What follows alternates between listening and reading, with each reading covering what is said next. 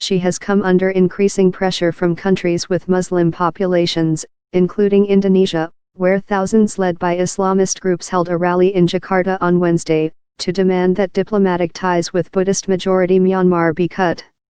In a rare letter to the UN Security Council on Tuesday, Secretary-General Antonio Guterres expressed concern that the violence in Rakhine could spiral into a humanitarian catastrophe.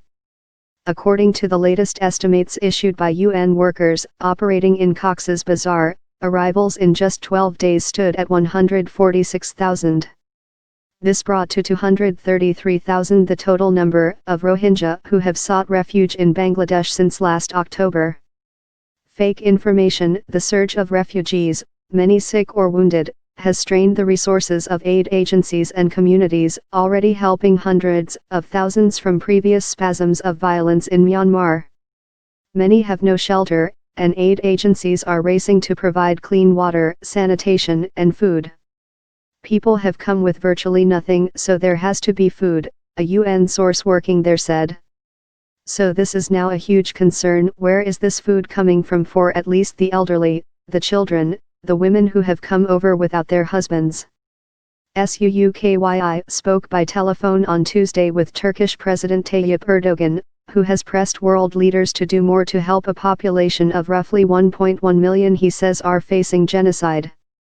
In a statement issued by her office on Facebook, Suukyi said the government had already started defending all the people in Rakhine in the best way possible and warned against misinformation that could mar relations with other countries.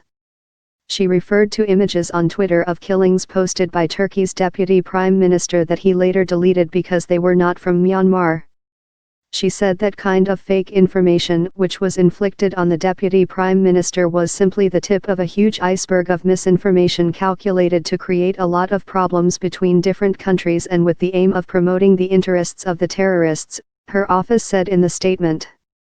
Suukyi on Wednesday met Indian Prime Minister Narendra Modi, who said he shared Myanmar's concern about extremist violence in Rakhine State.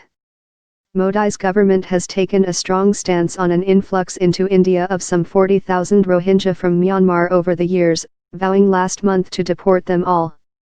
Refugee Island plan revived. The latest violence in Rakhine State began when Rohingya insurgents attacked dozens of police posts and an army base. The ensuing clashes and a military counter-offensive killed at least 400 people and triggered the exodus of villagers to Bangladesh. Suukyi has been accused by Western critics of not speaking out for the minority that has long complained of persecution, and some have called for the Nobel Peace Prize she won in 1991 as a champion of democracy to be revoked. Myanmar says its security forces are fighting a legitimate campaign against terrorists responsible for a string of attacks on police posts and the army since last October. Myanmar officials blame Rohingya militants for the burning of homes and civilian deaths. But rights monitors and Rohingya fleeing to neighboring Bangladesh say the Myanmar army is trying to force them out with a campaign of arson and killings. Officials in Bangladesh said the government would press ahead with plans to develop an isolated, flood-prone island in the Bay of Bengal to temporarily house tens of thousands of Rohingya. The plan to develop the island and use it to house refugees was criticized by humanitarian workers when it was proposed in 2015 and revived last year. Bangladesh insists it alone has the right to decide where to shelter the refugees. The UN source said Bangladesh may have revived the island plan to keep pressure on the international community, and not be left to handle the crisis on its own.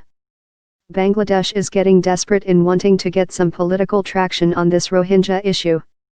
They feel incredibly isolated, said the source, who declined to be identified. Myanmar has been laying landmines across a section of its border with Bangladesh for the past 3 days, two government sources in Dhaka said, adding that the purpose may have been to prevent the return of Rohingya Muslims fleeing violence. Bangladesh will formally lodge a protest on Wednesday against the laying of landmines so close to the border, said the sources who had direct knowledge of the situation but asked not to be identified because of the sensitivity of the matter. A Myanmar military source said landmines were laid along the border in the 1990s to prevent trespassing and the military had since tried to remove them, but none had been planted recently.